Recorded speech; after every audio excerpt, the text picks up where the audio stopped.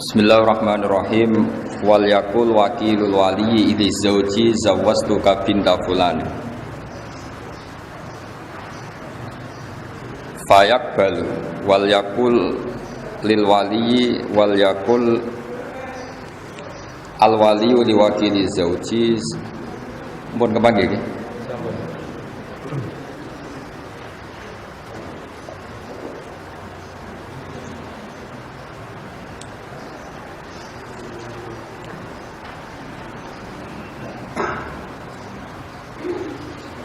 Wal yakulil waliyu liwakili zauji zawattu binti fulanan fayaqulu wakiluhu qabiltu nikahaha lahu fa illam yakul lahu wa nawahu lam yasihan nikahu li anna syuhuda al mustarata huduruhum fihi kama taqaddam latila alahum alaniyah.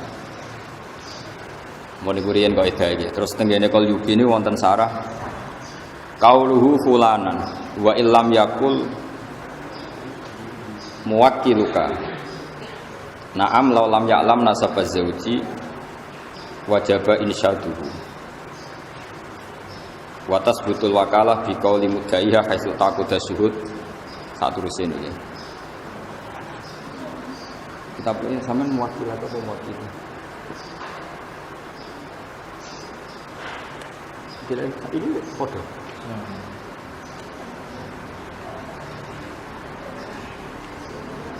soalnya itu foto.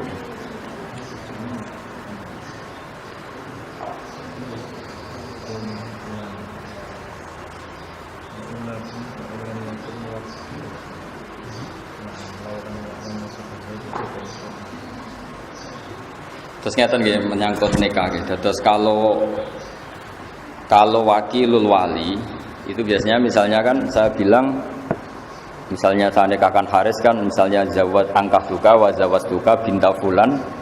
Kalau yang tidak mukhtalaf alaih kan alladzi qad wakalani nggih, alladzi qad wakalani atau mewakili gitu. Tapi kalau di Indonesia itu hampir pasti itu sah. Makanya ini kan saya ajarkan ke antum ini tatbiki fikih. Tatbiki fikih itu begini ya. Di Indonesia itu kan saya sering alami ya, misalnya ada taukil kan walinya mar'ah tadi, waliul mauliyah tadi kan taukilnya isyhad di depan umum. Misalnya Gus, saya pasrah Anda menikahkan putri saya bernama ini. Terus saya bilang di depan umum saya terima apa? Saya terima perwakilan itu. Kemudian kalau dalam tradisi di Rembang misalnya wali kan terus ke sana gitu. Pokoknya enggak di majelis.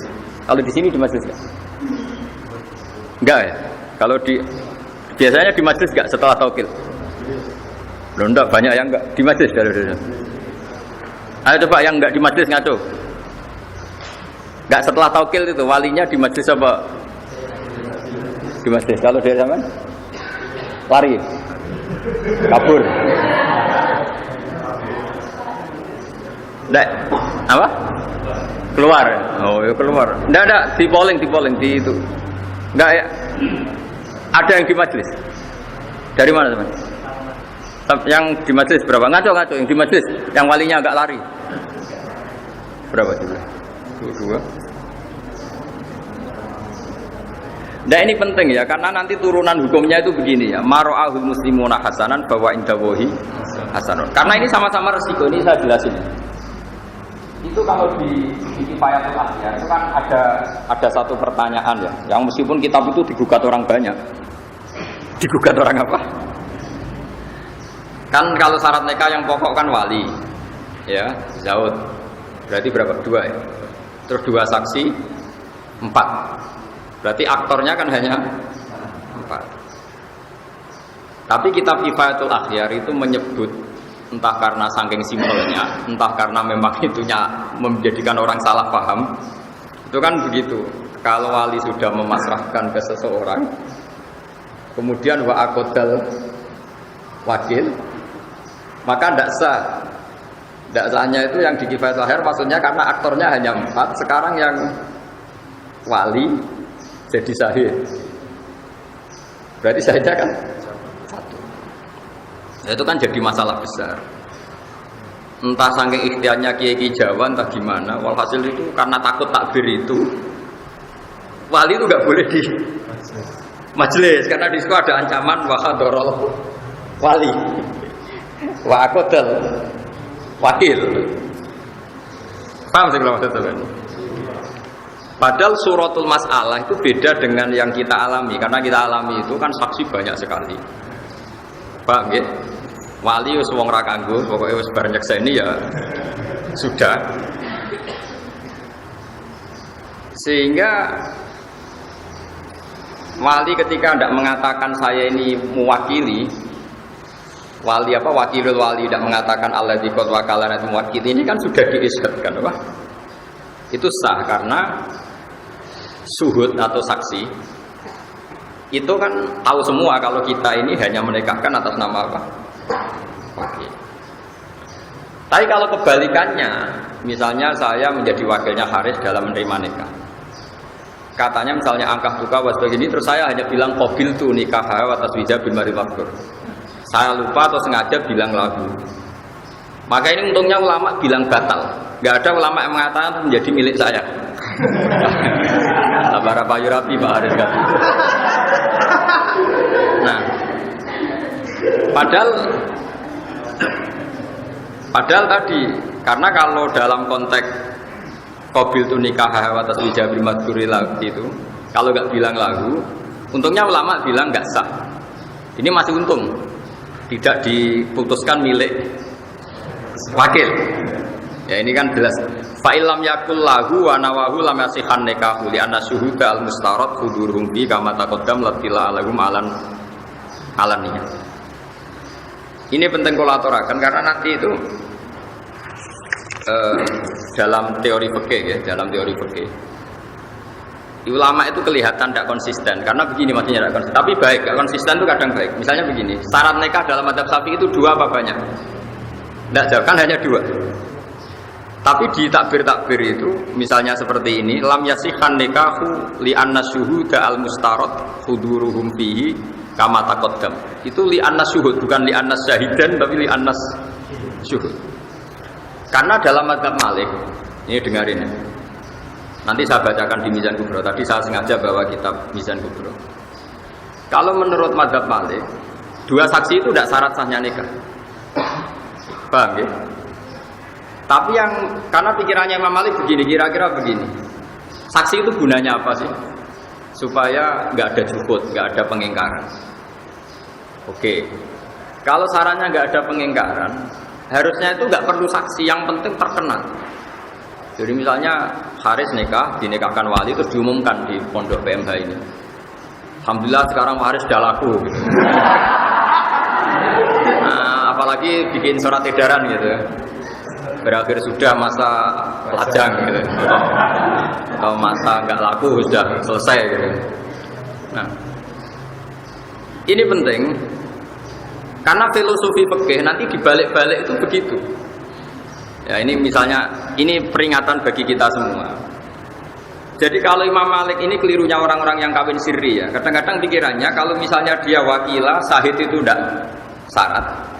Saya ulang lagi ya. Misalnya dalam kitab Kutubul Madzhab al-Arba'ah, kadang itu kan dipotong. Terus di situ diterangkan wakilah, sahid itu tidak syarat sah. Jangan kira kalau misalnya madzhab Malik mengatakan syahid itu tidak syarat sah, kemudian ini nggak terganti oleh aturan yang lain. Paham ya maksudnya?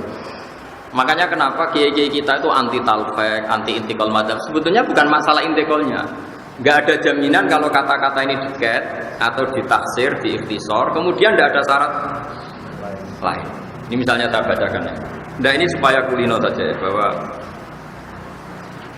bahwa di masalah-masalah nikah itu masalah sing yuftatu fil afdha malah yuftatu fi ghairiha. Eling-eling napa yuftatu fil afdha malah yuftatu napa fi ghairiha. Jadi yang terkait perempuan itu untuk sahnya itu lebih ikhtiyat ketimbang urusan yang di lain masalah perempuan. Ini kalau baca gitu. Ini kitab Mizan Kubro yang relatif setiap intikal madzhab itu ada penjelasannya. Wa min dzalika qaulu a'immati salasa innahu la yasihun nikahu illa bi syahadatin. Ma'a qauli Malikin innahu yasihu min ghairi syahadah. Memang teksnya innahu yasifu min ghairi. Tapi kamu jangan mengira bayangannya terus hanya kamu dan wali kemudian sah. Sama seperti misalnya Abu Hanifah bilang nikah itu sah tanpa saksi, tanpa wali. Jangan kira tanpa wali itu tidak ada wali. Maksudnya Abu Hanifah itu gini, tetap dengan wali, tapi yang penting dia memberi izin. Tapi tidak harus dia yang menikahkan, nggak apa-apa. Perumahnya menikahkan sama orang lain, pasrah orang lain. Sementing walinya memberi izin. Orang kok tanpa wali, tanpa pamit itu tidak. Paham ya? Nah ini kalau bocor. Jadi itu memang resiko orang-orang wong yang kuwaco.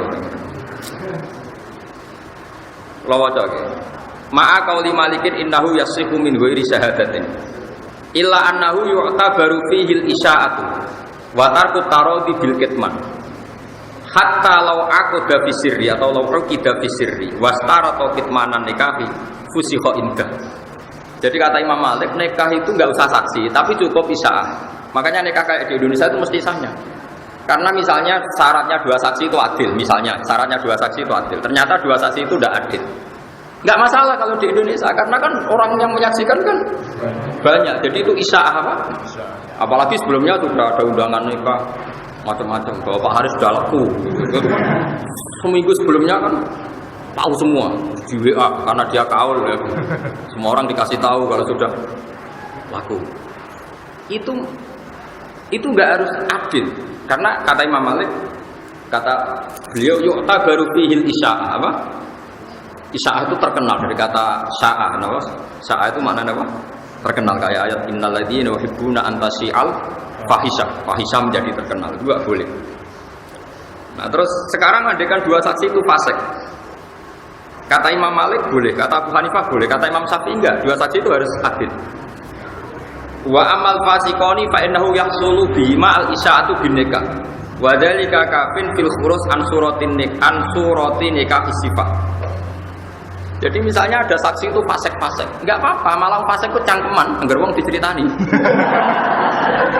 Ini jadi butuhnya itu kan perempuan ini jelas miliknya ini. Kalau miliknya ini nggak ada saksinya kan, misalnya ada mbak-mbak cantik kan, suatu pondok punya harapan semua. Nah itu kalau ada orang nikah secara sirri kan, ternyata harus dinikah orang kan kecewa. Nanti kalau ujuk-ujuk hamil juga orang curiga. Tapi kalau isya'ah kawinnya terbuka, sing berharap ya wis putus asa, paham ya? Nanti misalnya hamil ya jelas asal-usulnya karena sudah nikah. Makanya kata Imam Malik, saksi loro itu, saksi 2 itu filosofinya bukan saksinya, tapi isya'ahnya, no? Paham ya? Paham ya? Terus ini penting ulasan. Jadi ini filosofi nikah. Ya, filosofi nikah misalnya menyangkut 2 saksi macam-macam. Itu kadang 2 saksi. Ketika misalnya Anda baca kitab apa Madzhabul Arba'ah, wakila misalnya atau waqala Malik yasihu nikah bila syahid atau bila syuhud.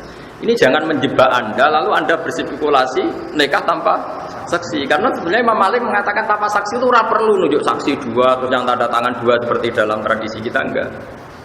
Maksudnya enggak terus tanpa itu enggak, yang penting isya'ah apa? Tadi misalnya di majelis ini Haris saya nikahkan, enggak apa-apa misalnya enggak ada saksi, ya apa-apa kan mus ini ya saksi gitu. Jadi cara Imam Malik saksi itu bisa diganti apa? Isya'ah. Makanya kenapa kiai-kiai itu mati-matian melarang santri sinau fiqhul madzhabil arba'. Karena mesti rawi pengarangnya ini main potong saja. Main apa? Ketika Imam Abu Hanifah mengatakan bila waliin, itu maksudnya bila wali yang mengijabkan, bukan berarti tidak mensyaratkan izinnya wali. Paham? Jadi ini masalah-masalah yang apa? Anak-anak Ma'had Ali itu harus tahu. Jadi itu ya, jadi apa? Masalah-masalah seperti ini kita harus tahqiq ya. Terus sekarang ini yang khas-khasnya orang alim ya. Kamu juga harus tahu. Misalnya ada suratul masalah. Ini dengerin ya. Wali menikahi mauliyahnya. Wali harus menikahi yang dinikahkan. Mungkin kalau fikih anak-anak yang masih ngaji fikih belum panjang kan kayak mukhal. Karena berarti wali itu kan bayangannya orang kan bapak. Masa bapak menikahi putrinya? Kan tidak mungkin. Tapi sampean kan Ismail Ali, ada saja wali yang nanti itu menjadi suaminya yang diwaleni, yaitu tadi misalnya bapaknya mati kan ditimbah. Rata-rata mbah mati tanda. Mati kan? Itu kalau bapak mati, mbah mati kan diganti akun sakik. Masih haram lagi kan? Tapi nanti kalau akun sakik ini mati diganti apa? Ibnul Ah. Berarti Ibnul Ah sama yang diwaleni kan misanan. Paham ya? Berarti mungkin saja ada suratul masalah di mana wali ini calon zawj. Paham ya? Kau coba yang wali bapak tok. Oke, nah bapak kan jelas gak mungkin nikah sama putrinya. Mbak, tidak mungkin. Sekarang coba bapak kalau mati diganti siapa? Mbak. Tapi nggak boleh kamu bahasakan mbak kriminal, harus dibahasakan abul ab apa? Karena kalau kamu bahasakan mbak bisa mbak dari ibu. Ini tidak wali, harus detail ya. Bapak dan jat harus ditekoi titik jat maknanya abul ab. Karena kalau kamu bilang mbak tok nanti resikonya mau nang mbak ibu bolong-bolong. Karena kalau mau Jawa menibah itu bisa. Makanya sekarang saya tanya, kalau bapak mati, mbah mati, walinya siapa? Akun sakit. Kalau akun sakit nggak ada, Ibnul A.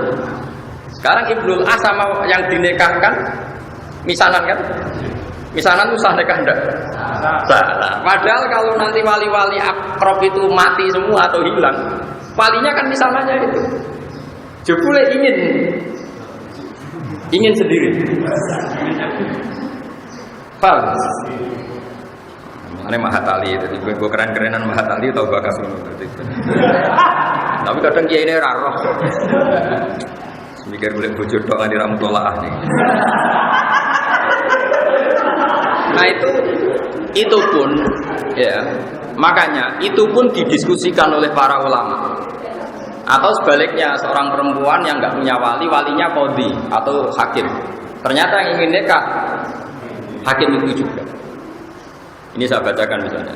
Wa min dzalika qaulu Abi Hanifah wa Malik. Inna waliyal mar'ati binasabin aw wala'in aw hukmin. Karena bisa jadi wali itu kan kadang unsur genetik, nasab atau wala. Kalau sekarang nggak ada ya, karena nggak ada budak. Atau unsur dia punya wilayah, punya syaukah, yaitu kalau yang terkenal disebut qadhi atau siapa? Sultan ya. Kalau di sini mungkin naib ya. Lahu ayuzawwija nafsahu minha alal itlaq. Dia karena posisinya misanan kan tetap hukum dasarnya boleh nikah. Problemnya kalau dia nikah kan ya dia juga yang menikahkan karena dia wali. Wah, senam peking. Dan kita Mahatali ini gaya-gayanan kan. Jadi Imam Mahatali mau ijazah terus goblok malah sini-sini wong. Ya. Ma'a qauli Ahmad innahu la yuzawwiju nafsahu minha illa bi tariqi tawqilihi ghairuhu. Wa dzalika li alla yakuna mujiban qabilan. Solusinya apa? Cara Imam Ahmad solusinya eba-ebane wali tadi taukid. Pantes-pantese kok ana sing nekakno dekne qabil. Si wali tadi, misanan tadi kalau menikahkan kan dia wali. Tapi dia juga yang bilang qabil itu. Kan kowe wong gendeng misalnya ning majelis. Kamu perempuan, saya nikahkan kamu dengan saya. Karena memang dia statusnya double, ya wali, ya zaud ya dia ya. Ya tadi dalam suratul masalah, sing wali itu orang yang boleh menikahi. Ya. Kalau bapak kan bilang nggak boleh menikahi putrinya, mbak nggak mungkin, paman nggak mungkin. Tapi kan ada kemungkinan setelah ini tek semua kan misalnya. Ya sesuai urutan yang di Kitabul Asobat. Pokoknya walhasilnya ada suratul masalah. Sing wali itu sah nikah dengan yang diwaleni, ya. Solusinya gimana? Dia itu pastinya harus mengakatkan. Tapi dia juga qabil penerima nikah. Solusinya kata Imam Ahmad, pantas-pantas saja. Jadi yang bilang gini, misalnya saya bilang, kok aku akad no. Dan yang punya otoritas tauhid memang saya, karena saya ini wali. Tapi nanti saya calon qabil, calon penerima. Makanya ini solusinya kata Imam Ahmad, innahu la yuzawwiju nafsahu minha illa bi tariqi tawqilihi ghairuhu fi dzalika li alla yakuna mujiban qabilan. Tapi kata Imam Syafi'i, wa ma'a qauli Syafi'i innahu la yajuzu lahul qabul bi nafsi wa la yuwakkilu ghairuhu bal yuzawwijul hakim wal khalifata ra'iban. Dari Imam Syafi'i Ya dekne dadi qabil lah ya lucu, wong wali kok dadi bojo. Pokoke pantes-pantes iku diliakno kabeh. Diliakno kabeh kok dadine wali yo dipasrahno. Engko dekne qabulun nikah yo di pasrahno. Dadi ibu penonton terus untuk bojo ngono.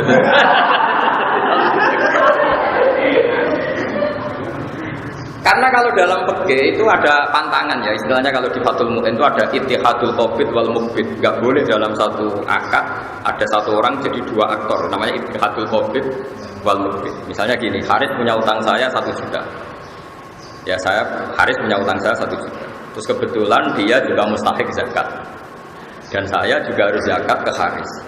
Saya tidak boleh bilang gini, Riz, uang saya yang di kamu 1 juta minongko zakat saya ke kamu. Itu tidak boleh karena Haris adalah qabid, penerima zakat. Dia juga mukbid, menerimakan zakat ke dirinya sendiri. Kalau dalam fikih kan masalah ittihadul qabid wal mukbid. Ya sama seperti wali yang boleh menikahi yang diwalikan. Karena tadi misanan tadi misalnya suratul masalah apa? Misanannya dalam jawab bahasa Indonesia ada sepupu ya kan? Misanan itu sepupu ya. Itu kan sudah boleh nikah kan. Tapi problemnya dia itu wali ya Pak. Kalau dia menikahkan dan dia qabil kan ittihadul qabid wal muqbid, dia sendiri yang menikahkan. Mulai nak misanan duwe misanan ayu penak iso ngancam ya. Nek gak tak rabi ra tak nikahno sapa-sapa. Diembargo loh. Tapi di fikih itu gampang. Kalau wali tidak mau menikahkan perempuan yang ingin nikah, apalagi perempuan tadi sudah akilah baligho dan menunjuk lelaki yang disenangi, itu kalau wali menolak disebut wali adil. Kalau wali adil itu sulibati wilayah hak walinya dicek. Jadi itu masih ada peluang. Jadi ini kalau ngancam dibalik diancam, nggak apa-apa, malah wali kamu hilang, nggak kabur. Jadi itu, ya ini penting ya, ini fikih-fikih yang harus Anda ketahui. Terus ini ada masalah-masalah yang harus diketahui juga, ini yang sering terjadi di Indonesia. Ya semoga, ya ini meskipun kasus tapi harus dipelajari. Kan banyak juga kita ini sering ngadepi masalah di mana orang yang saya kecelakaan. Jadi sebelum nikah sudah hamil. Itu sampai sekarang jadi perdebatan. Ya sebelum nikah sudah hamil. Itu baik di nikah yang menghamili maupun enggak. Itu ada iddah apa enggak? Saya ulang lagi ya. Kalau dinikahi orang yang menghamili atau enggak, itu perlu iddah enggak? Karena posisi apa? Kecelakaan hamil, posisi menghamil. Nah, karena perdebatannya ulama itu satu, ketika ada ayat wala tangiku manakaha abaukum minan nisa illa maqad salaf. Itu nikah maknane akad, apa nikah maknane wati? Wati itu hubungan intim. Kalau selain madzhab Syafi'i mengatakan nikah di situ maknanya baik nikah sah maupun nikah atau wati. Sehingga misalnya Zaid punya bapak, yang bapaknya Zaid itu mensetujui Sri zina. Itu Zaid itu nggak boleh menikahi Sri karena Zaid ini dianggap juga anaknya Sri. Karena selain madzhab Syafi'i kalau maknanya gini, kamu jangan mewati orang yang pernah diwati bapak kamu, sehingga memasukkan zina, memasukkan nikah sahih. Jadi nikah sahih yang masuk itu, nikah zina apa? Zina juga. Tapi kalau madzhab Syafi'i enggak, nikah itu kalau tidak sahih atau hubungan intim kalau tidak sahih itu enggak mutabar, apa? Enggak mutabar. Sehingga ini agak dianggap hamil, sehingga ya enggak ada iddah. Makanya ada kiai-kiai Jawa. Makanya nanti tak polling semua. Di daerah kamu kalau ada orang kadung hamil, rata-rata dinikahkan nunggu lahir apa enggak? Enggak, polling. Di daerah kamu mungkin pernah dengar. Enggak usah nunggu kelahiran tuh. Kok pengalaman deh, before kan? Enggak, di polling aja ini dijawab karena agama ini butuh konsensus. Saya sudah bilang tadi, mara'ahul muslimuna hasanan bahwa indawahi hasan. Saya sendiri munfarid atau ahadi. Saya enggak boleh berstatement hukum sendiri, harus nunggu konsensus. Saya ini termasuk orang bisa baca kitab, tapi kalau saya ada kejadian, pasti saya tanya zaman bapak kayak apa, Mbah Mun kayak apa, dulu zaman Mbah Zubair kayak apa. Karena kita butuh konsensus, paham ya? Karena ini masalah ijtihadiyah, itu yang mengesahkan adalah konsensusnya ulama, disebut apa? Ijma. Tidak sama saya tanya, kalau ada orang hamil sebelum nikah, lalu kalau mau nikah, baik sama yang menghamili maupun enggak, nunggu melahirkan enggak? Ya enggak yang betul. Enggak ngatur. Enggak kan? Alasannya apa coba? Loh kok enggak ini bukan alasan kultural, ada alasan pekehnya kenapa? Karena tadi kalau dalam mazhab Syafi'i yang dikatakan hamil menjadi hukum iddah yang hamil yang karena akad sahih. Nasab juga sama, yang dikatakan nasab saya lewat nakah sahih. Sehingga dalam mazhab Syafi'i misalnya ada seorang hubungan intim zina terus punya anak putri. Setelah itu 3 bulan dia nikahi. Anaknya nanti bapaknya nggak bisa jadi wali karena anaknya putri tadi tidak bisa intisab ke bapaknya karena produk ilegal. Makanya kita sebagai kiai itu sering bilang gini, misalnya ada orang nyun sewu hamil 3 bulan. Terus yang menghamili mau nikah, mau menikahi. Oke, kita nikahkan tadi. Karena takut kalau gak dinikahkan nanti zina lagi macam-macam. Itu pasti kita bilang begini sama bapaknya. Nanti kalau anak kamu perempuan kamu udah walinya. Karena ini kadung 3 bulan. Artinya karuan anak ini tidak faktor produk nikah sahih. Sehingga intisabnya anak tadi kalau putri gak bisa ke bapak. Paham ya? Ini kamu harus ngomong gitu. Ini kulil haqqa walau kana murran. Kamu jangan diem. Nanti kalau kamu diem, anaknya nanti dinikahkan bapaknya. Sebenarnya dia bapak betul karena memang mani yang jadi dia anaknya. Tapi tidak bapak cara syar'an karena produk dan nikah sahih. Kalau sampai kamu tidak ngomong, kemudian nanti anak tadi besar dinikahkan bapaknya tadi itu nggak sah karena bapaknya kakeknya tidak walinya, tidak wali karena tidak nikah apa. Sahih. Ini masalah-masalah yang sering terjadi, makanya saya membantu Anda. Tak tunjukkan takbirnya atau nasnya ulama dulu, nanti dimusyawarahkan sama Pak Haris. Tapi jangan hanya musyawarah. Carikan kasus masalah ini yang sudah terjadi di masyarakat. Biasanya kiai setempat Anda kayak apa? Karena ini penting. Saya bahkan berpendapat bagus-bagusnya hukum itu kalau kiai sing ra ngalim yang nglakoni. Itu berarti jadi konsensus. Jadi apa? Konsensus. Ini penting saya aturkan. Begini misalnya, saya itu berkali-kali berdoa sama Allah. Kehebatan orang Indonesia itu sing ra roh hukumnya ketok alim. Gara-gara dia dikonsensuskan, hukum itu taruh saja misalnya begini, ada orang fasik gak sholat, dia gak sholat, gak zakat, gak puasa, tapi menjadi gerakan massal di Indonesia, namanya ngawinkan putri itu harus undang kiai, sehingga orang gak sholat, gak zakat, gak puasa, kalau putri nikah yang undang kiai. Ini jadi konsensus, sehingga orang fasik sing gedeng kiai lama, pendak ngawekno anak itu ngundang. Akhirnya nikah ini bisa berjalan secara syar'an. Karena kiainya datang terus tanya, ini ada hubungan kerabat enggak, mahram enggak, rodok enggak. Kalau sudah memenuhi syarat, dinikahkan secara sah. Meskipun orang ini benci kiai, tapi dia dipaksa oleh satu komunitas nikah undang kiai ku elek, koyo rasa. Ini pentingnya konsensus. Padahal si walinya tadi gak ngerti pentingnya kiai, bahkan benci kiai seumur-umurnya. Nah menurut saya dalam konteks seperti ini kiainya wajib datang, karena dengan dia datang berarti nikah yang terjadi adalah syar'i. Begitu juga saya tadi ngaji di Bojonegoro di Jepara sama Gus Jobur tadi, hukum itu contoh gampang tuh orang mati. Saya contohkan, saya ngaji di mana-mana tak contohkan. Orang minum atau minum oplosan terus mati, bapaknya ya fasik peminum, anaknya fasik peminum, mati minum oplosan. Jadi konsensus pokoknya kudu ngundang kiai, sehingga si mayit yang oplosan pun kita sholati, kita kafani, kita mandikan ala Islam.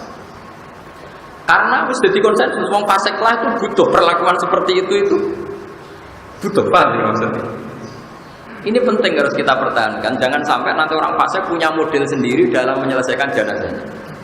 Karena orang soleh tidak mau datang, terus orang fasik punya tandingan kaifiyah merumat jenazah.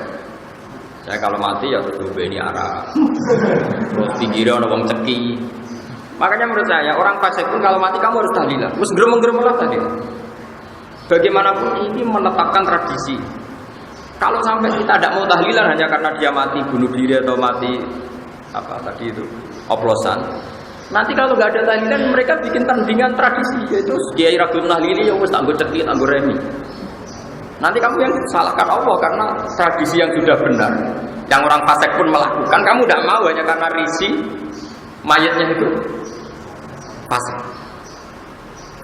Makanya saya lagi-lagi butuh konsensus. Kita ini sebisa mungkin hukum yang dikehendaki Allah dan Rasul jadi konsensus. Hatta alal fasik, sampai orang fasik pun terpaksa dengan tanda kutip terpaksa melakukan hukum. Itu juga yang dikehendaki Allah. Ikhtiar tau'an au karha. Kalau ada hukum Allah itu harus terjadi. Tau'an au karha. Baik kamu suka ataupun enggak suka. Orang fasik itu enggak suka kiai. Tapi di Indonesia itu alhamdulillah kalau nikah maupun mati itu butuh. Mak kadang kiai ini kalau untuk khawarit mutung malah. Wah, urip-uripe gedeng kiai ono adzan nyetel dangdut kon nyolati sorry. Ini rodok geblek ya seperti itu. Tidak boleh. Kita nyolati itu bukan demi mayitnya, demi kelangsungan tradisi Islam merumat jenazah.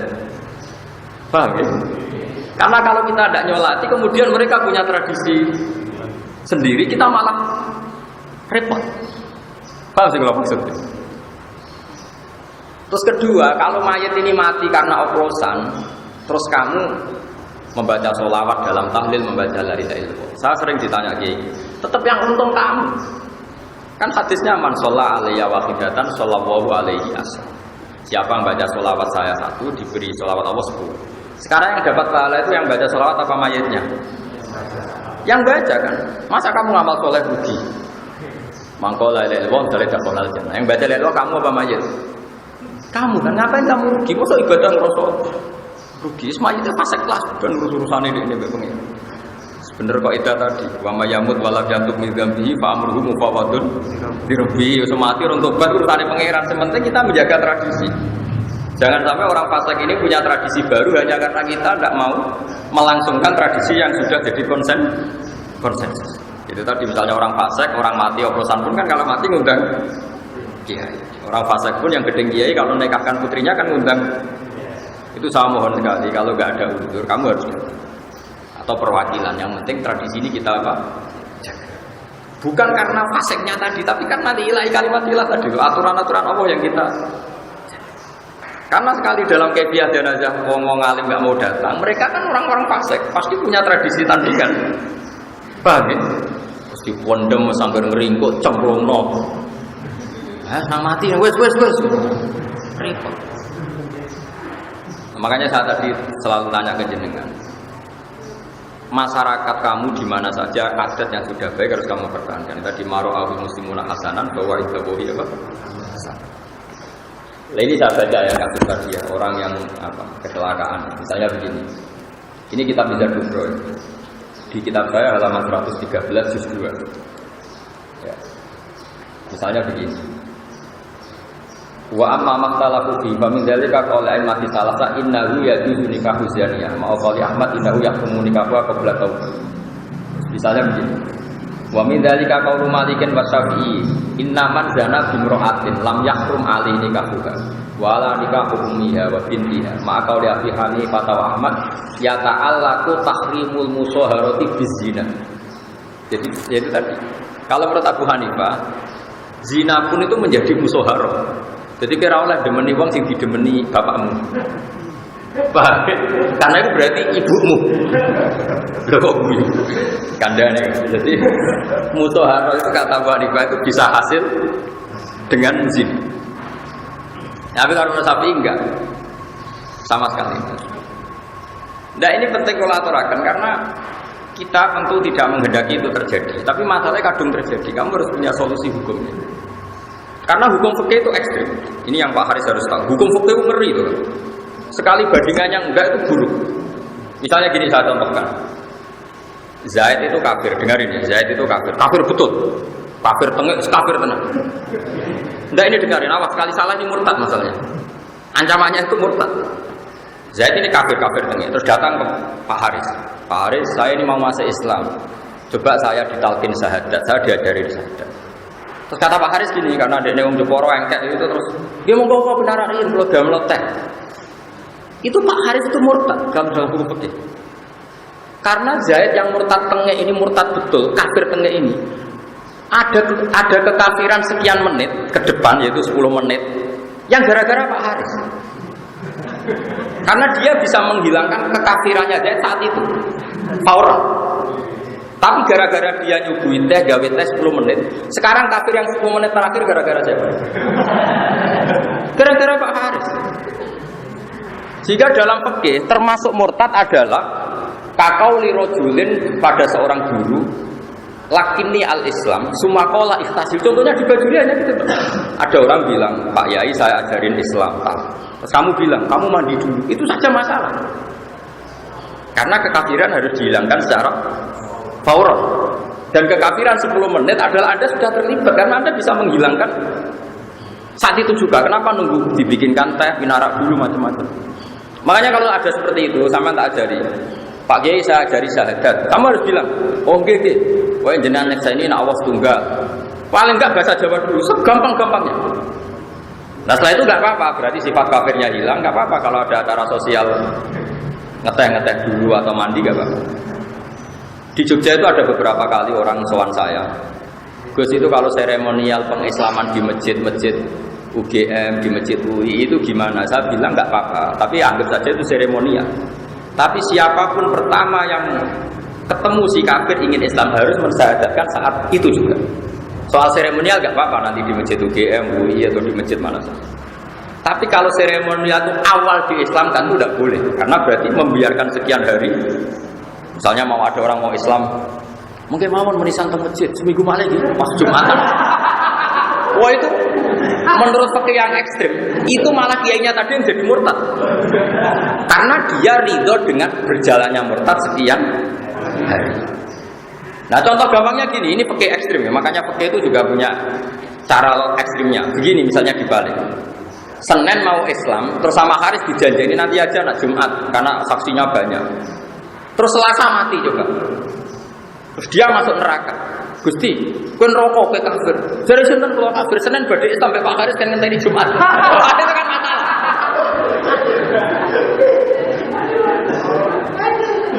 Paham ya? Loh, saya pernah ngalamin tuh. Saya tuh mau jamaah asar. Ini kisah nyata ya. Saya mau jamaah asar. Ada orang soal saya, Gus anak kalau nikahkan karena kerja di Malaysia, saya takut macam-macam. Gus ini mumpung di rumah. Oke. Saat ini kalau sholat asar, kalau pas mau komat. Ya kalau sholat kan sering mau. Mungkin gak dasar kalau ini. Boten tuh dia seminggu malah wong. Dereng persiapan macam-macam. Boten kurang lah seminggu. Nah saat ini kalau nikah anak boten. Mungkin soal PPN macam-macam telepon kalau kan bejo Pak anak kiai nak omong kan mandi jadi wong wedi. Jadi kiai nyoro kok kono wis repot. Karena pikiran saya sederhana. Kalau tidak saya nikahkan saat itu. Kemudian nyuwun saya kalau dua sejoli ini punya adat nyuwun saya misalnya punya adat zina. Misalnya, ini bukan nuduh misalnya. Zina yang kemarin-kemarin itu tidak tanggung jawab saya, tapi kalau zina malam nanti paham? Makanya kalau ada kasus seperti itu saya harus melakukan faur. Paham ya? Waktu 10 dereng persiapan gampang Pak, penting akad sih. Engko acara seminggu kas kok. Akhirnya nggih siap. Iya. Karena tadi logikanya kecuali orang ini terbukti soleh ya, mau SMS-an toh. Ya kan kejelok orang ini kan ketoro. Makanya kayak Pak Haris tidak mendesak menikahkan kan nggak mungkin zina. Akhirnya keterusan. Sebetulnya Pak Haris bisa ngancam saya, awas gue agak boleh nikah, bahaya loh. Oh itu harus saya akadkan sekarang. Justru karena soleh itu kita nggak usah kesusu. Jadi fikih itu punya logika yang ekstrim. Nah ini yang anak-anak matali harus tahu, paham ya? Kok jangan nuruti hukum kultural. Gak pantas langsung nikah keluarga orang teko. Mosok wong kafir be Islam ra disugoi tes. Tidak bisa seperti itu. Pakai akal. Nak pas Habib Usubita terus wonge mati, statusnya mati kafir apa mukmin? Kafir. Itu sebabnya ada mukmin karena siapa? Saya kalau ngaji di Jogja, itu banyak dosen-dosen tertawa-tawa gara-gara tak contohkan gini. Dalam proses ekstrim atau emergensi itu tidak ada status ideal, gak ada. Yang ada itu harus dilakukan. Itu ibarat gini ya, saya seorang dosen atau kiai, pas katokan cekak, nggak pakai baju. Terus ada orang jatuh di tengah jalan, yang di situ lalu lalang mobil banyak. Kan nggak boleh atas nama emergensi, nulung tak kabinan sih mulai. Katokan cekak lah, paribasannya harus kamu langsung nolong, karena kalau nggak langsung nolong nanti kalau di lindes mobil salah kamu punya kesempatan nyingkirno, ndak kamu nyingkirno. Mau dari rapan saurung kelambinan. Pemenang pas tak dusik ben seger. Balik wis penyet kabeh. Ditindesi mobil. Nah kira-kira analoginya seperti itu. Padahal kafir itu lebih ekstrim ketimbang sekedar nyawa. Sehingga kalau ada orang mau masuk Islam, kamu harus nuruti fauron. Begitu juga nikah, menikahkan orang yang potensi zina atau nuwun sewu bermasa lalu tidak baik juga harus fauron. Paham ya? Ini hukum. Sama nggak boleh protes pakai rasa. Nanti kalau dibuktikan pengiran repot itu tadi. Ada orang mau masuk Islam Senin. Karena umumnya ada seremonial di masjid, kamu dulu hari Jumat. Ternyata Selasa mati. Coba. Dia matinya kafir apa mukmin? Kafir karena belum natoko bisa ada. Yang salah siapa? Kiai. Makanya di Bajuri jelas. Ketika Imam Bajuri mencontohkan termasuk kesunatan adalah mandinya orang kafir ketika masuk Islam. Terus Imam Bajuri itu lucu, itu kelihatan ulama sekali. Itu min masnunatil husli itu orang kafir masuk Islam kesunatan mandi. Dia itu cerita yang di kitab takrib. Tapi Imam Bajuri gak mau tahu, malah protes dia. Gak penting bab adus. Terus dia di sarahnya cerita. Nah nganti ana wong ngongkon adus ora langsung nalkin syahadat. Itu malah dosa besar. Malah dia mengatakan si orang tadi dihukumi murtad karena membiarkan kekafiran berlangsung. Yang harus dilakukan sekarang gak berubah kasus, yaitu talqin syahadat. Karena urusan adus, teh, barang nyuguh itu urusan ideal. Itu ibarat ada orang kecelakaan di jalan, yang di situ banyak kendaraan, terus hanya karena kamu gak pakai baju, terus kamu merasa gak nyaman, pulang dulu pakai baju. Paham? Terus kembali sudah kepelindes. Kamu termasuk pembunuh enggak? Termasuk penyebab kematian sama. Mau Islam Senin kamu biarkan nunggu Jumat seremonial, Selasa mati. Kafirnya tanggung jawab siapa? Makanya kenapa saya ngajar fikih di sini? Fikih itu ada beberapa hukum yang ekstrim. Dan itu kita harus tahu. Makanya kita latih fikih-fikih yang ekstrim. Karena logika yang terbangun memang harus seperti itu, tidak ada pilihannya. Saya Abdul Anak Bajuri Jusiji dan itu perbandingan ngomong Jusiji. Ya jadi saya mohon jangan pernah belajar fikih tidak serius. Saya mohon sekali dulu Basal terkenal ahli fikih, dulu Bazubair dulunya Basal terkenal ahli fikih. Sampean juga harus ahli fikih. Jadi ada kepastian hukum. Misalnya tadi dua saksi itu filosofinya apa? Ternyata isya'ah. Kamu jangan hanya karena baca Adzabul Arba'ah, wakilah qala Malik misalnya enggak harus dengan dua saksi. Ternyata Imam Malik enggak mengharuskan dua saksi maknanya karena bisa diganti isya'ah. Padahal kalau isya'ah malah melebihi dua saksi. Paham ya? Makanya kenapa kiai-kiai melarang intikal madzhab. Sebenarnya bukan masalah intikalnya kan. Pasti ada beberapa masail atau beberapa syarat yang enggak ditulis. Karena perawi madzhabul arba'ah itu hanya mencomot-comot. Nah, padahal yang enggak ditulis itu menjadi syarat pokok. Paham ya? Makanya saya mohon ojo kulino seperti ini. Kalau teruskan lagi ya. Tapi saya mohon ini dimusyawarahkan lagi sama Pak Haris sama teman-teman. Karena tadi saya butuh konsensus. Saya butuh konsensus. Nah terus kemudian ada orang yang hamil begitu ya. Terus kemudian harus dinikahkan. Itu kata wa ma'aqala Abi Yusuf in kanat hamilan haruman nikah hatta tadua wa in kanat hailan lam yakhdum walam ta'tadda. Nah, ini khilafnya ulama. Tapi kata kitab Mizan Kubro ini wa wajhul afali ifta'un Nabi sallallahu alaihi wasallam bi khilli dzalik wa qala qad kharaja min sifatin ila nikahin bab al-istisalat al-musnad baru usul wajib al-istisalat al-musnad. Ya, ini terus ketika ada kejadian seperti itu dilaporkan Nabi jawabnya qad kharaja min sifatin ila nikahin. Jadi ada orang biasa nakal itu ya kumpul kebo misalnya. Terus ada masalah gitu. Sama sahabat entah siapa dinikahkan sama sahabat tadi. Nabi komentari atau ngendikane qad kharaja min sifatin ila nikahin. Taruh saja misalnya ada orang biasa kumpul kebo malam Senin kumpul kebo, malam Selasa kumpul kebo. Terus Selasa pagi kamu nikahkan. Berarti malamnya kumpulnya kan sudah kumpul nikah. Makanya penekahan ini atau menikahkan itu adalah berarti qad kharaja min sifatin ila nikahin. Berarti dia sudah keluar dari tradisi zina. Sifat itu tradisi apa? Zina ila nikah. Karena meninggalkan zina itu tradisi yang luhur sekali. Coba zaman kalau baca tiga berjanji, Rasulullah itu dipuji apa? Bahbahnya Rasulullah itu tarakus sifah afalam yusibum aruhu min adami wa ila abi wa umi. Tradisi pokok suku Quraisy adalah meninggalkan berzina. Abu Jalal meleteni kepala bola, gak seneng zina. Makanya suku Quraisy itu meskipun gendol lah itu tetap mau. Bojone akeh tapi mau jenis zina. Saya punya bukti sejarah begini, ketika Rasulullah mulai dakwah ila tauhid, saya ulang lagi, dakwah ila. Biasanya kalau muda anak-anak itu kan butuh karir. Wong canom kok aneh-aneh itu mesti butuh macam-macam. Apa kata Abu Jahal dan Abu Lahab CS-nya itu? Muhammad, kamu aneh-aneh itu ingin apa tuh? Kalau ingin harta, kita urunan. Sehingga dari sekian urunan kamu menjadi orang paling kaya. Kalau kamu aneh-aneh ingin jadi pemimpin, sudah sekarang kamu tak untuk pemimpin. Tapi kalau kamu aneh-aneh ini karena ingin perempuan tertentu, kita datangi keluarganya. Lalu kita nikahkan kamu dengan perempuan. Itu bukti bahwa suku Quraisy tidak punya tradisi zina. Sampai zaman belum Islamnya oleh bilang sama Nabi, kalau kamu senang perempuan, kita datangi keluarganya. Lalu kamu saya nikahkan. Orang kok, kena senang itu anu tak terlalu doli, tidak ada seperti itu.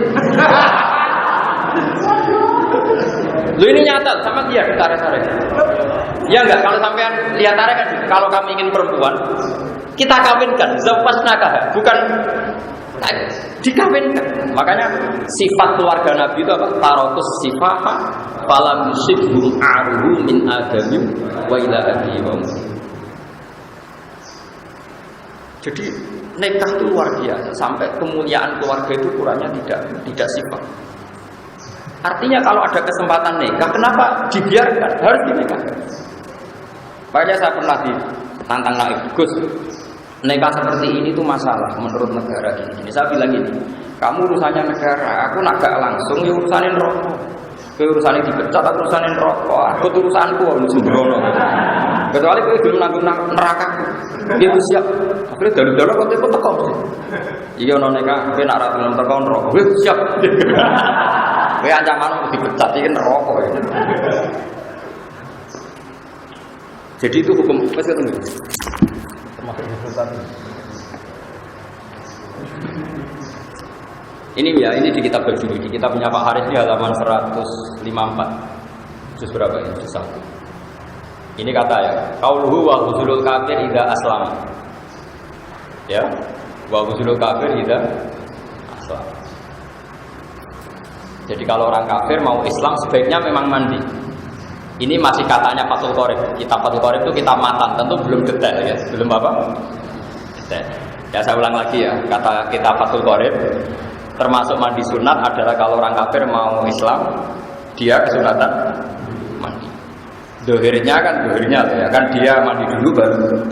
Tapi itu dikritik, langsung dikritik oleh syarah.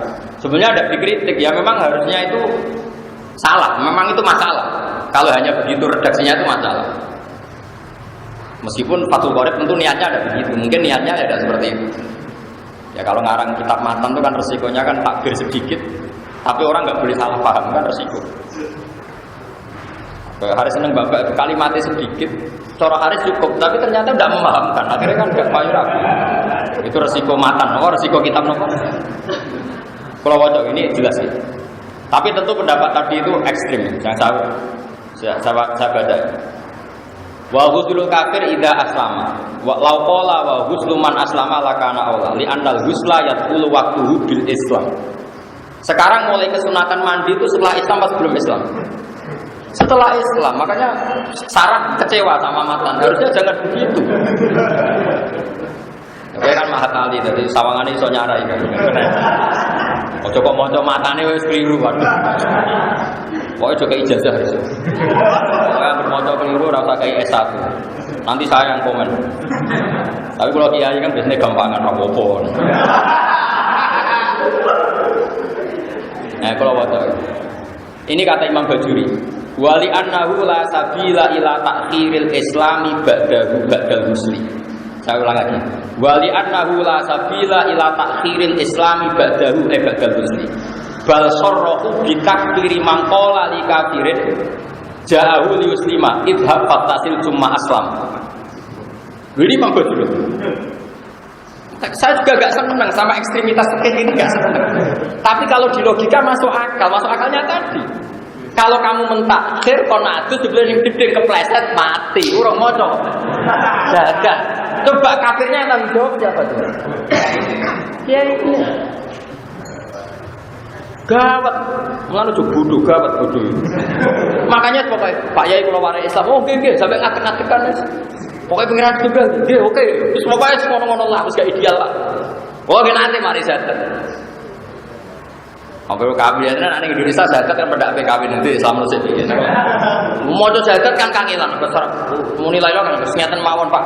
Pengiran sitok nggih, jenenge apa nggih? Muhammad Rasulullah nggih wis Islam wis Islam. Asliane dilatih ikutnya terus. Loh ini jelas ekstrim. Tapi saya juga enggak sepenuhnya setuju dengan kitab Bajuri. Saya tidak akan menghukumi orang lain kalau dia kafir karena menunda keislaman. Saya ulang lagi ya. Saya sebagai pribadi, saya murid Mbah Mun, murid kiai-kiai, murid Basar, murid kiai-kiai yang punya kearifan. Saya tidak akan mengkafirkan orang yang menunda keislaman orang kafir. Meskipun di kitab ini begitu. Tapi kita ngerti ini untuk kita tidak melakukan penundaan. Jadi kita tidak penting lah menghukumi orang lain itu tidak penting. Alika nafsak lawa mikir orang lain. Tapi kita tahu logika itu memang masuk akal. Terutama kalau ada kejadian di luar rencana kita tadi. Mbok kono adus jebule kepleset mati. Kowe ana wong kecelakaan pinggir ratan, kowe kelambenan sik kelindes truk. Mestinya kayak katokan cekak lah harus langsung pinggirkan karena ini fauron apa? Fauron. Harus foto gue harus menjadi saksi. Di anahula sabila ini harus saksinya dua kalau kitab. Wali anahula salah. Sabila ila takhirul Islam. Coba Akademik. Nak salah itu. Ini nak salah langsung tak pecat jadi guru. Apa Mahatali? Wali anahula sabila ila takhirul Islam ba'dahu farsarahu bi takhiri man qala li kathirin ja'u yaslam yuslima bucok yuslima aslama yuslimu idhab tasir thumma aslim lido baqai ala kufri bil kalahdo. Ya artinya li baqaihi alal kufri bil kalahdo, artinya ada masa yang dia kafir itu karena salahnya si kiai tadi. Artinya kalau bilang Pak Kiai saya ini ajari Islam, terus saya bilang kamu mandi dulu, berarti mulai mandi dan berikutnya masih kafir itu salahnya siapa? Salahnya Kiai. Itu kalau normal gak apa-apa kan, berarti sudah itu urip kena dosa tetap kok nak mati kan? Makanya saya bilang, oke itu bisa ekstrem. Problemnya itu kalau berarti mata alal kufrinya kiai tadi terlibat. Ya saya ulang lagi ya, bal sarrahu. Semoga kitab ini rapati benar, tapi kitab ini kitab tenang nih. Bal sarrahu bi takfiri mangqala li kafirin ja'u yuslima idhab fatasir. Kamu sana mandi dulu summa aslim nanti baru Islam. Kenapa kok kiainya tadi dihukumi salah besar ini? Itu bibaqai ala kufri tilkal lahud. Saya bayangkan analogi itu orang kecelakaan itu paling gampang. Kamu hanya pakai katok cekak, ada orang kecelakaan di jalan. Tentu Anda sebagai orang rumah mungkin mau pakai baju dulu. Tapi ini urusan kecelakaan. Pas salin kelambi, kelindes tronton. Padahal andaikan sampean langsung mungkin selamat. Bayangkan itu kafiran kan. Kalau bolak-balik dengan pasar, saya kan kerja di Jogja. Saya pernah punya teman di penerbitan itu. Dia non muslim, kita kata Pak Fir sebab aku di pekerjaan non muslim di pekerjaan. Karena aku bosmu itu kacau, tapi ya tentunya nasi nunggoni kan ngomong sholat dulu. Jadi aku kan kafir rapor terus sholat dijebule gue tukang jogo.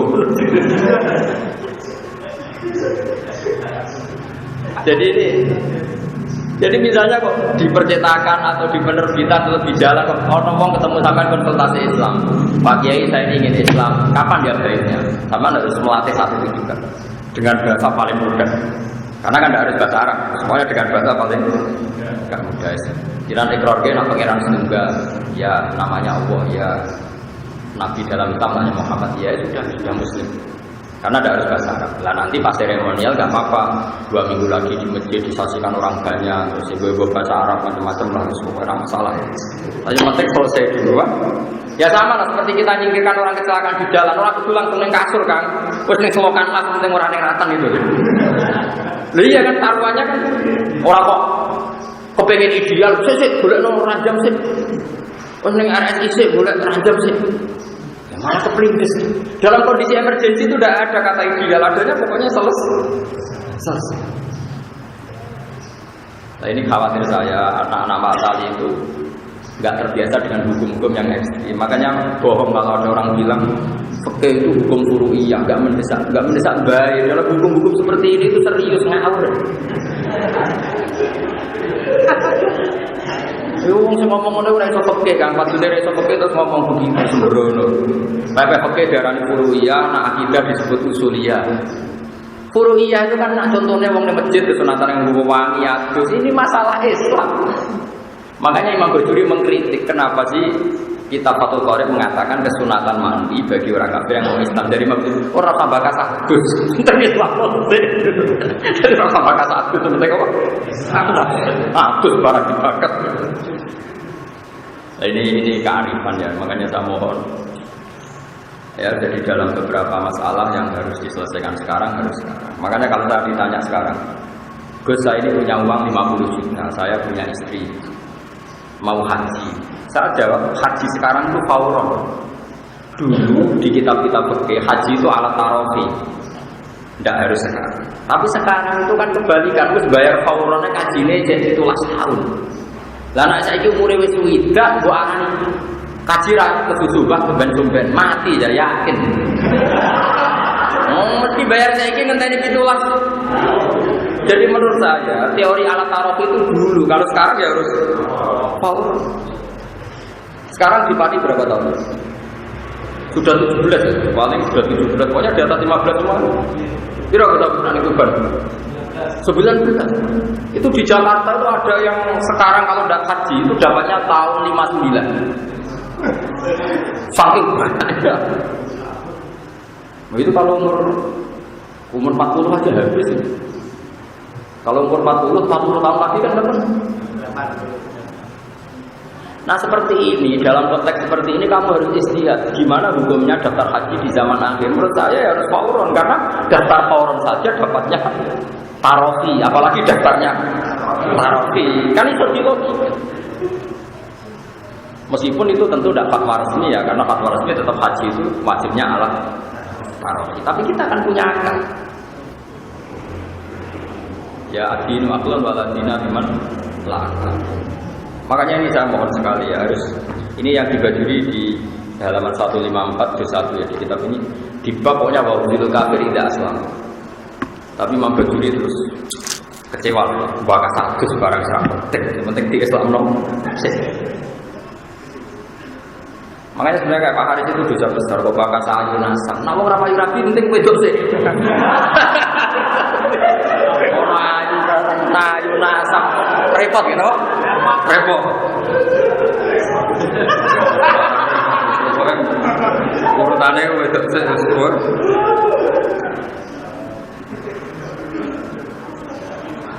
Jadi ini jelas ya, saya pun tidak pernah yakin ya dengan fatwa saya. Coba lah nanti dikonsensuskan apa? Dikonsensuskan. Jadi gue kalau di Mizan Kubro itu milik saya halaman 113 juz 2. Jadi jelas ya, ketika ada orang yang biasa nakal nikah, ternyata Nabi itu ikut senang. Dia ngendikan qad kharaja min sifahin ila nikahin. Jadi misalnya nyuruh sewu ada pasangan kumpul kebo, malam Senin masih kumpul kebo, malam Selasa kumpul kebo, terus Selasa pagi minta Anda nikahkan, kamu harus mau. Dengan demikian malamnya dia berstatus nikah.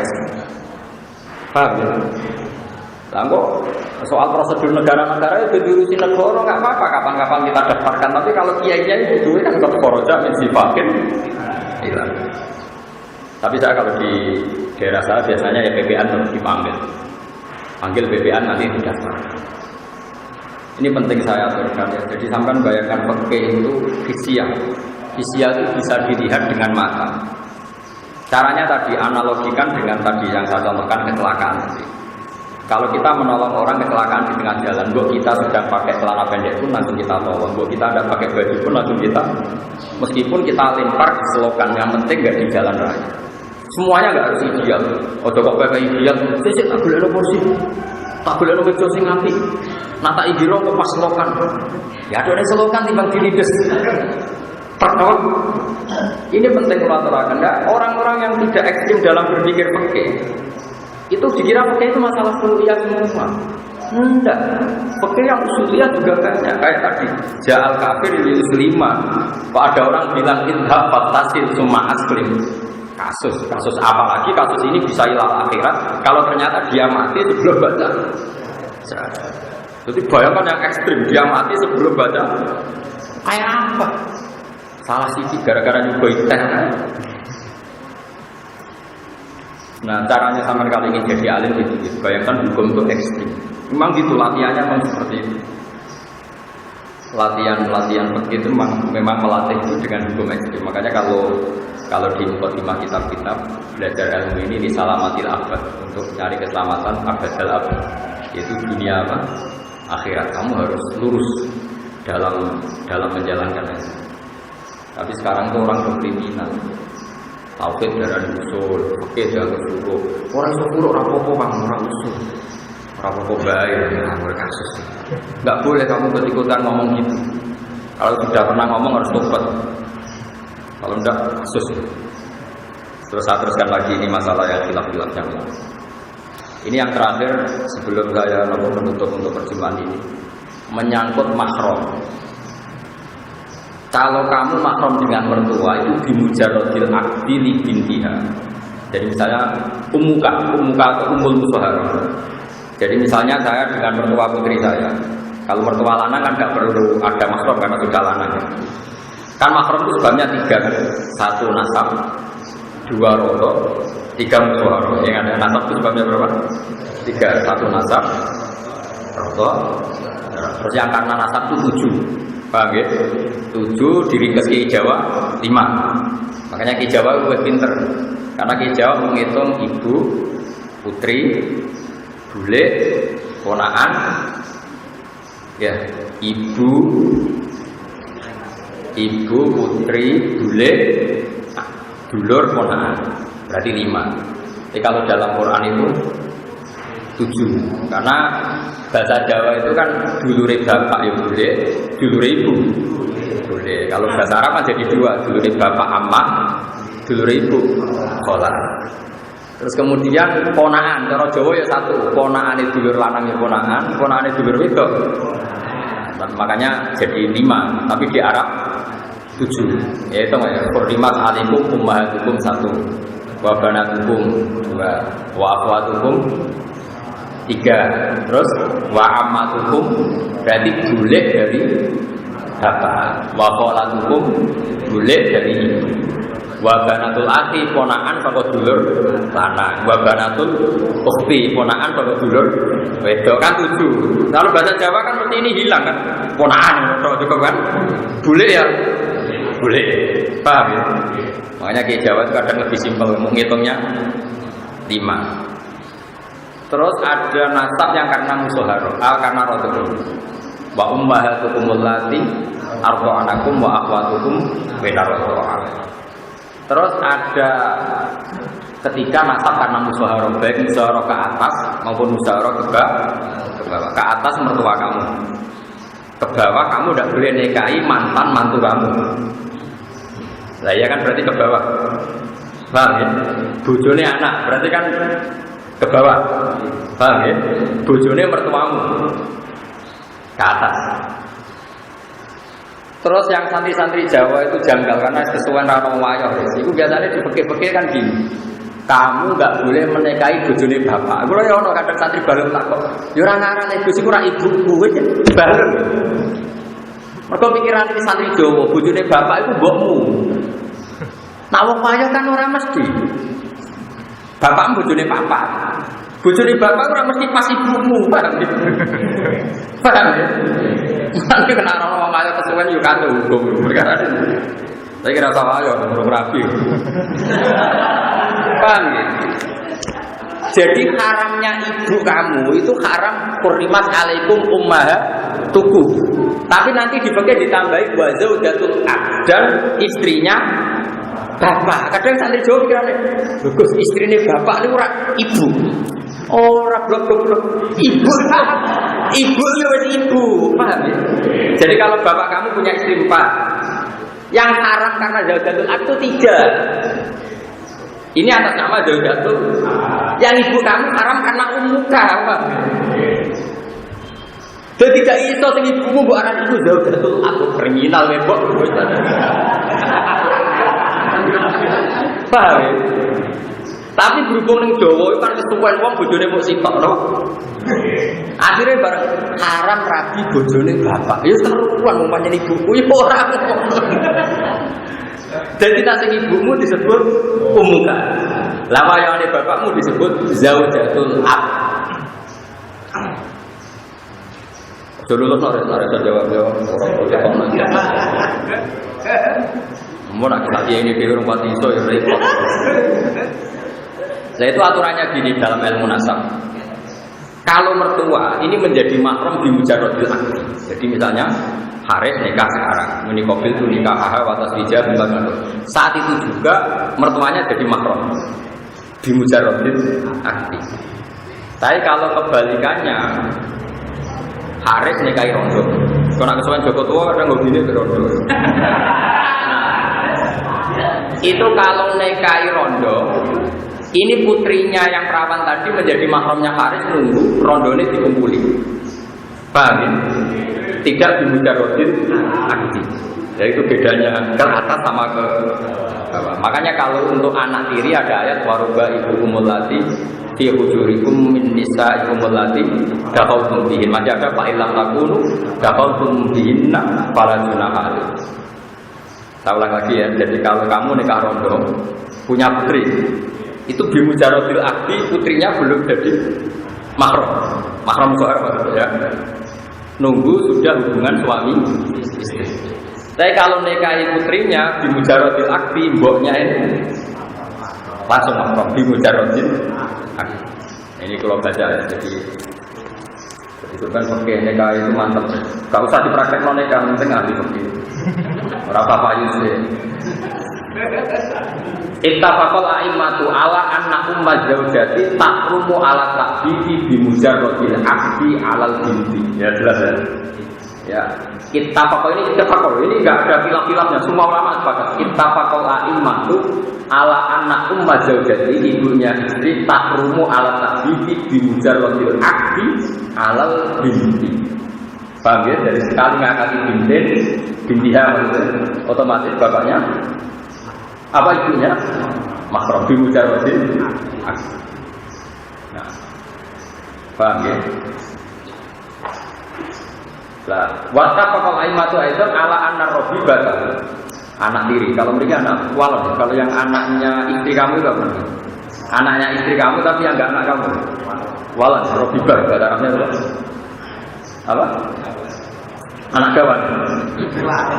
Anak walad apa anak ilegal? Enggak, mana bener. Wattafaqal a'immatu aidan ala anna rabibata tahrumu bijuhuli bil ummi. Jadi ingat ya, jadi kalau ke atas di mujarradil akdi mertua kamu langsung mahram musyawarah. Tapi kalau menikahi ibunya nunggu didukhul atau hubungan suami istri baru putrinya jadi apa? Mahram. Makanya di Quran waruba ibukumul lati fi hujurikum min nisaikum allati dakhaltum bihin. Terus fa illam takunu dakhaltum bihinna fala junaha alaikum. Terus anaknya istrinya anak kita wahala itu abna ikumul ladzina min aswat, istri dari anak kandung kamu, bukan anak angkat. Kalau anak angkat gak apa-apa, kayak kasusnya siapa itu, kayak masalahnya siapa, Zaid bin Harisah. Zaid bin Harisah kan anak angkatnya Nabi. Terus berarti Zainab binti Jahsh pernah jadi mantunya Nabi. Tapi kan akhirnya di nikah Nabi itu kan tidak anak kandung. Ya, jadi yang haram itu istri dari anak kandung. Wahala itu abna ibumul ladzina min aslabi. Jadi saya mohon sekali ini ya teman-teman ya, jadi kadang-kadang sama Pak Haris diskusi kitab Mizan Kubro bab nikah namanya, karena saya punya kepentingan, punya keinginan nanti di kampung itu macam-macam, sama harus punya solusi. Kadang-kadang kepeksa wali kadang yang aneh-aneh. Terus di Malaysia ini takbirnya marhalaten apa izin, wong sekarang bisa dihubungi lewat telepon. Terus kalau izin nanti tahu ke lewat telepon cukup enggak? Kalau terpaksa cukup, kesaksian dalam telepon caranya gimana? Tapi dengan membaca materi tetap nanti ketemu gambaran, meskipun dulu nggak ada takbir tentang telepon, paham ya? Tapi kalau baca terus dan diangen-angen, nanti tetap ketemu jawabannya. Karena ilmu itu gampang. Kalau jeling dewe bangun nang ijazah itu, Bakarim ngene hak cara Bakarim, ilmu itu kayak rontok-rontok kayak maling kayak wong nakal. Bercekel sesuk ngaku. Bakarim dulu itu ngutus bangun. Gus kowe iku mulang. Kalau dereng saged ngaji kan mulang. Gampang Gus, kita bukan bercekal-cekal ngaku dhewe. Kita bener-bener dicekeli terus. Ayo ngaku ke macane piye. Itu guyonannya bakar. Ala Gus kitabku gampang, kok cekal-cekal sesuai ngaku. Aku macane Faslun, aku macane Yakumu, cekal-cekal. Lotat-lotote sesuai kan wedi. Mesti ngaku terus kowe maca terus bener kok wis. Ngaku. Begini misalnya contoh gitu. Saya ini termasuk pengagum kitab Bukhari ya, kitab Bukhari. Saya beri contoh betapa mudahnya istidlal. Mudah sekali istidlal kalau bagi yang sering.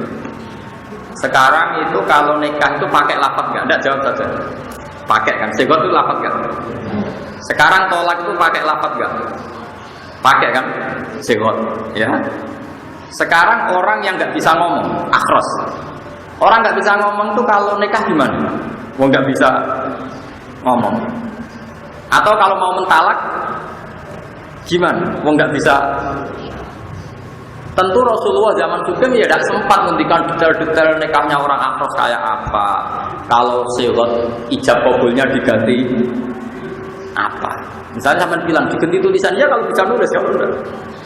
Tapi Imam Bukhari itu unik. Sama nanti lihat di kitab Tolak. Imam Bukhari itu ngendikan begini. Ini apa loh? Babu sihati tolakil akhros.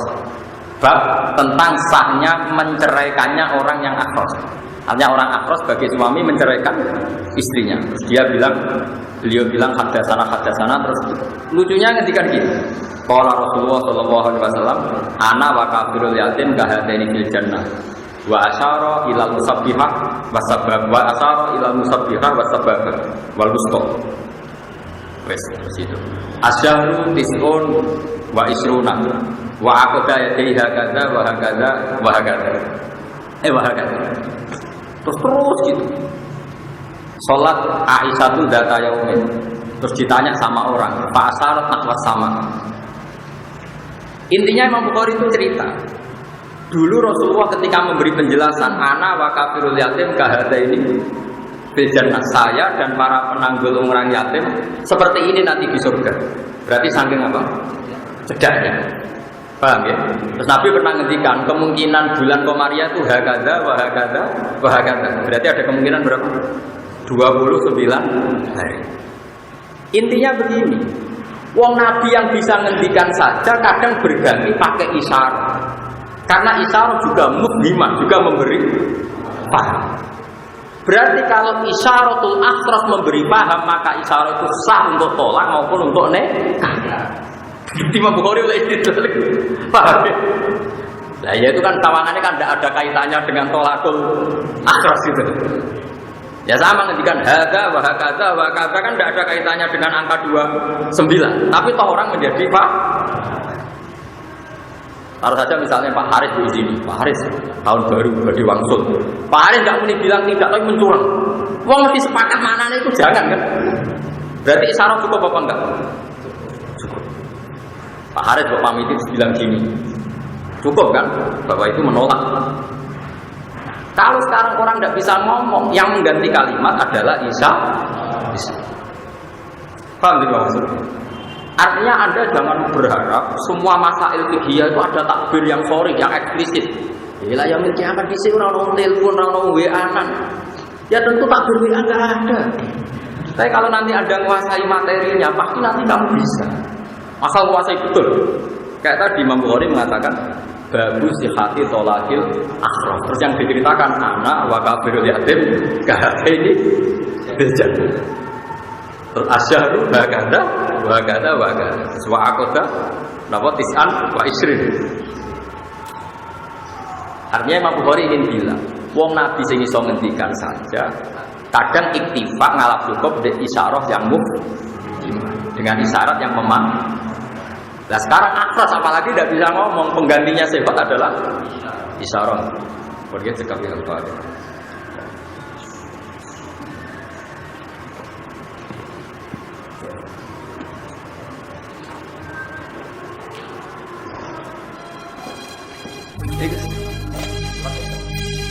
Ini